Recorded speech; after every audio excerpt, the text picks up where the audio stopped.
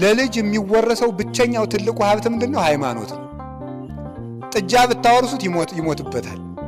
ሳንቲም ብታወርሱት ጠጥቶ ነው የሚጨርሰው። እንኳን አረቂ በበዛበት ዘመን ይጨርሰዋል፣ ሁሉ ያልቃል። መሬትም ይወረሳል፣ ይሸነሸናል። እንኳን በሜትር የተለካ መሬት ሀገርም እየተሸነሸነ ነው። የማያልቅ ነገር ሃይማኖት ነው። እግዚአብሔርን ነው ማውረስ። እግዚአብሔርን እወቀው ልጄ። ጆሮ የሰጠህ እግዚአብሔር ነው። ዓይን የሰጠህ እግዚአብሔር ነው። እጅ የሰጠህ እግዚአብሔር ነው። እግር የሰጠህ እግዚአብሔር ነው። የምታስብበት ልብ የሰጠህ እሱ ነው። አይምሮ የሰጠህ እሱ ነው። አፍ የሰጠህ እሱ ነው። ዝናብ አውርዶ አብቅሎ የሚመግብህ በፀሐይ ያበሰለልህ እግዚአብሔር ነው። እናትህ ማኅፀን ታቅፈ እኔ በሆዴ ተሸክሜ ሳለ ታፍነህ እንዳትሞት የጠበቀህ እግዚአብሔር ነው ብሎ ለልጅ ሃይማኖትን ማስተማር ይገባል።